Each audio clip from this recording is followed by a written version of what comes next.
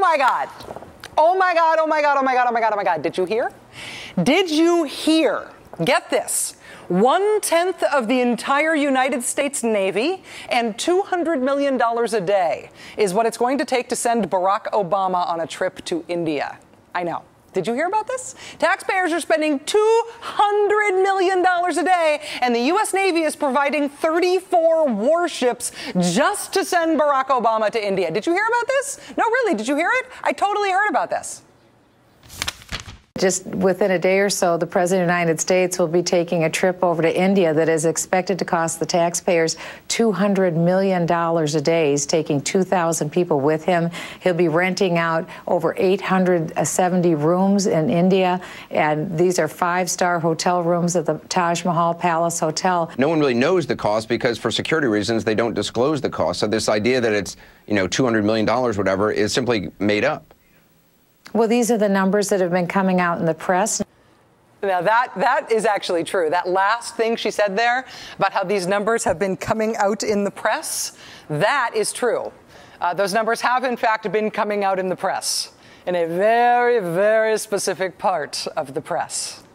$200 million a day, 3,000 people. He needs the whole Taj Mahal hotel. That's actually reported. I mean, it seems like that. No. It's $2 billion. Yeah. We have 34 warships. Have you seen this? 507 rooms at Taj Mahal, 40 airplanes, $200 million a day. This nation will spend on Obama's trip to India. What's Obama about to do? Go on a trip to India that will cost $200 million. That's $200 million per day. I will tell you, unequivocally, this has been reported. Go to the internet, go take a look. I'm not making this up. The show's not making this up. Go to the internet. I'm not making this up. This stuff is on the internet. It's true on the internet. You want to know what else is true on the internet? Canned unicorn meat with sparkles. You want to know what else is true on the internet? And zoom in a little bit and a little bit closer. What does that look like to you? Those are the bites of a vampire. Rachel Maddow is a vampire. We are letting a lesbian vampire comment on America. I love that guy. Sometimes what you learn about on the internet, sometimes when you learn about what people think is true on the internet, you learn about it in weird ways. For example, at some point recently, somebody started screaming at me in all caps on Twitter, "Why don't you ask Obama why Muslims are exempt from Obamacare?" Now, your immediate natural response to that is, oh, this is very sad. This is a crazy person who thinks that Muslims are exempt from health reform. This is sad that this crazy person is crazy and thinks that. But at least all they're doing is yelling at me about it in all caps on the internet.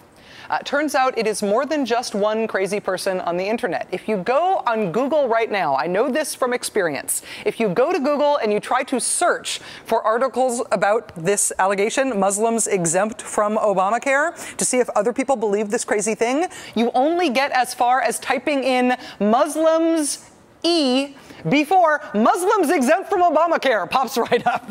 It is not true, of course, but people believe this stuff. There is a lot of stuff on the internet. Stuff being on the internet is not a guarantee that it is true. And this has been true, and this has been an issue as long as there has been an internet and a rumor mill before that. But today, we have an alternate self-contained right-wing media universe, the right-wing websites and talk radio and the right-wing TV network. And in that alternate self-contained right-wing media universe, this stuff is not just repeated as if it is fact, it is made into de facto fact. In the alternate self-contained right-wing media universe, this whole we're spending $200 million a day to send Barack Obama to India thing is true because they've confirmed it for each other. They looked it up on the internet and it's totally there. Their friend said it right alongside the unicorn meat. I will take the liberty this time of dismissing as absolutely absurd this notion that somehow we were deploying 10% of the Navy, some 34 ships and an aircraft carrier in support of the president's trip to Asia. That's just comical. Nothing close to that is being done. It is not, in fact, true that it is costing American taxpayers $200 million a day to send the president to India, nor is it true that 1/10 of the Navy is being dispatched to take him there. It is not true. But the fact that it's not true doesn't matter anymore. I mean, there have always been myths and lies around American politics, but there used to be a process of debunking those things, and then they would more or less go away, give or take the fringe, give or take protocols of the Elders of Zion. But the debunking process is gone now. No non-right-wing information is allowed to be used to debunk right-wing information. So if conservatives self-confirm something as fact in their closed-circuit media world, it's fact to them. We should have known we had lost the capacity to debunk when this happened. They're going to be saying, no, you can't give this person a hip replacement. They're too old. This will be done by this federal board, which is really the death panel that Sarah Palin was talking about. The death panels, yes, back in the news again. He warned Americans about so-called death panels. Those death panels, which created a big controversy. There weren't death panels in health reform. Democrats, in fact, accepted a Republican-proposed idea to promote living wills, where people say what they want their own end-of-life care to be. That is not a death panel. There are no death panels. There never were. But in the alternate self-contained right-wing media universe, death panels are real. In that world, it's true. They've confirmed it with each other, and it is therefore unquestionable. The reason this is more than just funny or sad is that when people who are informed by their time in the alternate self-contained right-wing media universe, when those people move on in life, sometimes what they're moving on to is getting control of parts of the government. I'm very concerned about the international moves they're making, particularly the question that there was about moving the United States off of the dollar and onto a global currency. Between 1942 and 1947, the data that was collected by the Census Bureau was handed over to the FBI and other organizations at the request of President Roosevelt, and that's how the Japanese were rounded up and put into the internment camps. I'm not saying that that's what the administration is planning to do, but I am saying that private personal information that was given to the Census Bureau in the 1940s was used against Americans to round them up. Did you hear that the census is being used as a tool by the Obama administration to round up conservatives and put them in internment camps just like the Japanese in 1940? I totally heard that. Now the census is over, so you may be watching this from a conservative internment camp right now. If you are, I apologize for any offense. But the idea that the U.S. Census, mandated by the Constitution, is a thinly veiled conspiracy to round us all up and put us in internment camps, the idea that Barack Obama has a dastardly plot to eliminate the dollar and create a one-world currency, those things aren't just stupid, they're true on the political right. And because she is undebunkable in today's media world, Michelle Bachmann is now vying to become the number 4 Republican in the leadership of the United States House of Representatives. Things that are true only in self-contained right-wing media world are leaking out into real politics.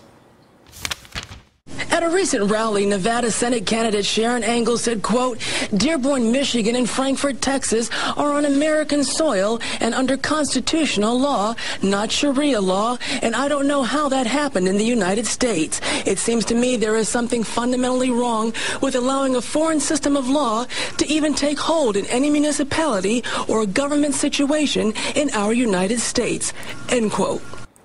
Sharia law has not, in fact, supplanted the United States Constitution anywhere in the United States. When confronted with that truth, candidate Sharon Engel's response was not to withdraw the claim, but to explain why she believed it, which is good enough for her. Did you say, though, that Sharia law was in place in Dearborn right now? I had read that in one place that they had started using some Sharia law there. That's what I had read. I have no doubt that you have, in fact, read that, Sharon Engel.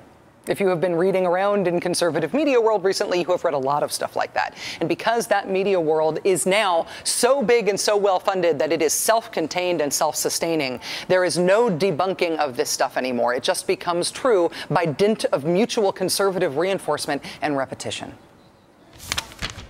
Their mission is to blur or completely erase the borders between Canada, U.S., and Mexico to get goods and services freely flowing between all three countries in the dream of one big happy Mex-Americanada. I guarantee you it is one of their long-term goals to have, one sort of borderless mass continent. American scientific companies are crossbreeding humans and animals and coming up with mice with fully functioning human brains. You want to know what happened in Laredo? Did you hear what happened in Laredo? Oh my God. A Mexican drug gang called the Zetas. The Zetas rampaged over the border and took over 2 ranches in Laredo, Texas. American ranches now being run right now by a Mexican drug gang. Mexican drug gangs have officially breached the border. The invasion from Mexico has begun. Did you hear about it? Did you hear about it? If you live in right-wingville in this country, then I'm sure you have heard all about it. None of it is true. None of those things actually happened. Talk to you guys. Thanks very much. Lisa confirmed Eric Holder, and we disagree with that. She what? Kind of voted to confirm Eric Holder. And why are you against that? Because he's we're the most all for anti-gun attorney general this country has ever had. What's he done on guns that you're upset about, though? Just so I honestly, I don't know enough about him to answer that truthfully, Rachel. Can I just ask why are you upset about Eric Holder? Because he's anti-gun. What has he done that's anti-gun? I don't have all the facts, but I know that he is anti-gun. A little baby with ink on their foot, stamped right there on the birth certificate. There's one in this country we haven't seen.